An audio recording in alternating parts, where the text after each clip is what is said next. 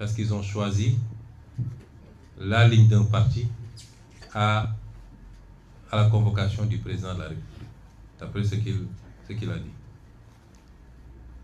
Et nous sommes restés dans cette situation pendant 2 autres jours. Et c'est moi qui ai pris l'initiative de l'appeler. Je l'ai appelé et je lui ai dit, vous connaissez bien le parti PASTEF, vous savez comment ça fonctionne, vous y étiez.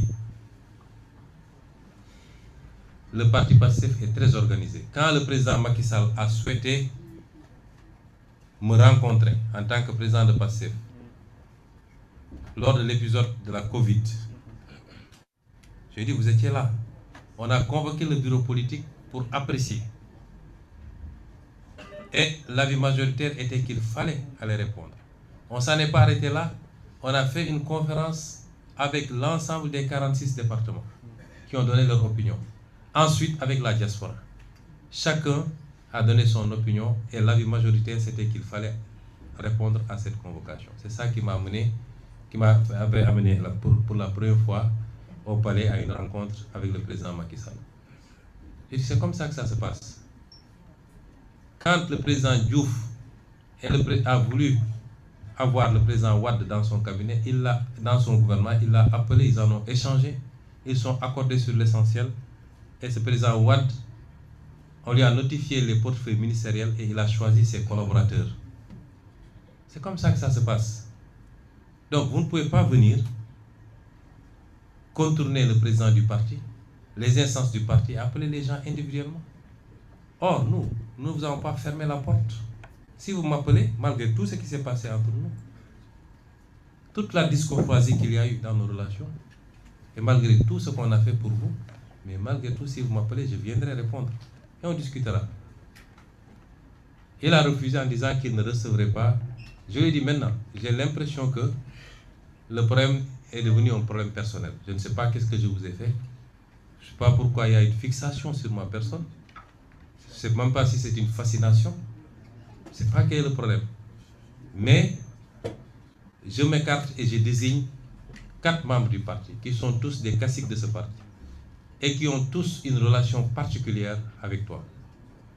En l'occurrence, M. Alioune Sall, ici présent, M. Birame Souleye Diop, ici présent, M. Daouda Ngom et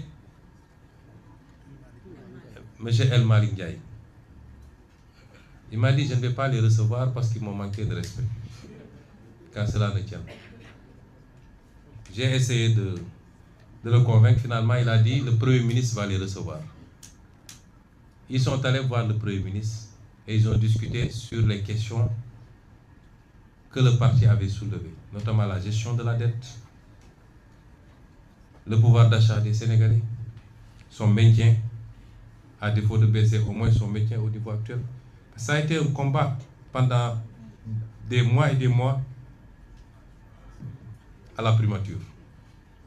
Ensuite, la question des renégociations des contrats stratégiques du pays, sur laquelle nous avons eu des résultats appréciables. Et enfin, la question de la justice et la reddition des comptes, qu'on avait promis aux Sénégalais, mais qui est totalement sabotée depuis qu'on est là. Et sabotée de l'intérieur. Ce qui fait qu'en 2 ans, il n'y a rien qui a été fait au niveau de ces dossiers. Rien de consistant en tout cas.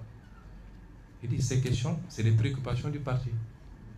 On a discuté, il a pris l'engagement en disant qu'il m'a avoué qu'il n'avait pris aucun engagement, lui et son ministère des Finances, vis-à-vis du FMI, allant dans le sens de restructuration de la dette, qu'ils ont maintenu la même position et qu'ils travaillaient sur une solution différente, notamment de garantie. D'accord. Sur la question du pouvoir d'achat, il a dit qu'autant que possible, ils feront tout pour ne pas augmenter ou libérer les prix, ou appliquer la vérité des prix sur certains produits qui sont subventionnés, mais que si ça devenait intenable, ils seront obligés d'appliquer la vérité des prix. De la même manière, la dette, si la situation devenait intenable, ils seraient obligés d'accepter la restructuration. À propos des négociations, il a dit que rien n'a changé, sauf qu'il faut qu'on regarde au cas par cas parce qu'on commence à voir des notification de contentieux. Et enfin, à propos de la justice, il considère qu'on a la meilleure justice du monde. Je ne parle pas de la justice de manière générale d'ailleurs, parce que je sais qu'il y a d'excellents avocats, d'excellents magistrats qui font bien leur travail, et Madame le ministre de la Justice le sait. On parle spécifiquement de dossiers que vous connaissez.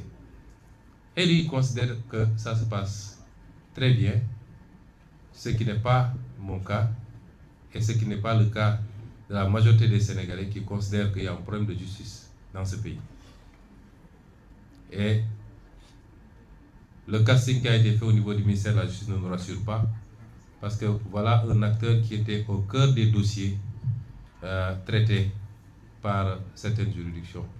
Moi-même, j'ai eu à être contacté plusieurs fois par rapport à certains dossiers. Mais nous allons apprécier.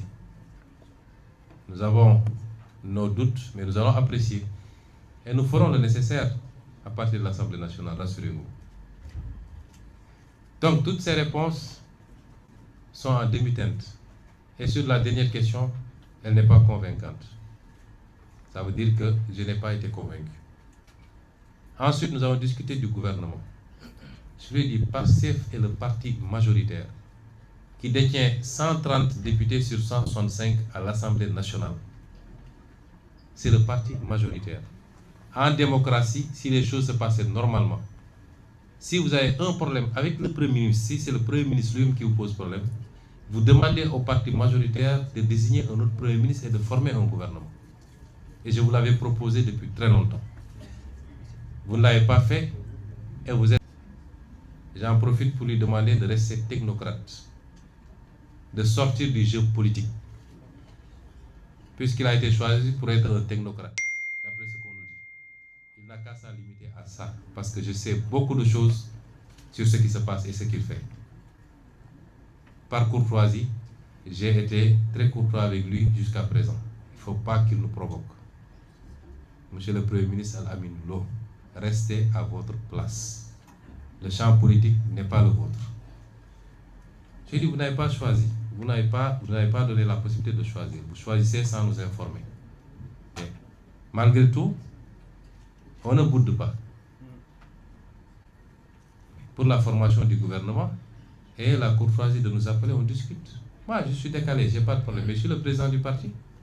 Et si tu ne veux pas parler avec moi, mais accepte de parler à mes émissaires. Il n'en a pas voulu.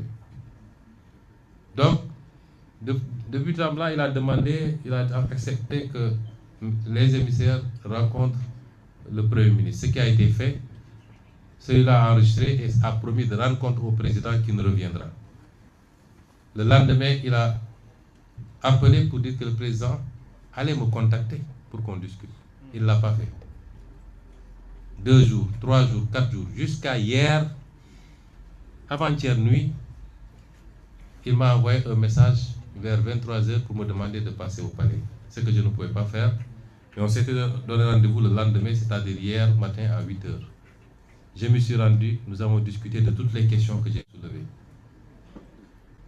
Il a donné les réponses que je vous ai dites. Mais ensuite, on a discuté de la formation du gouvernement. Il dit, nous sommes le parti majoritaire. Qu'est-ce que vous mettez sur la table? Parce que nous, si on s'engage, c'est nous qui donnons caution politique au gouvernement.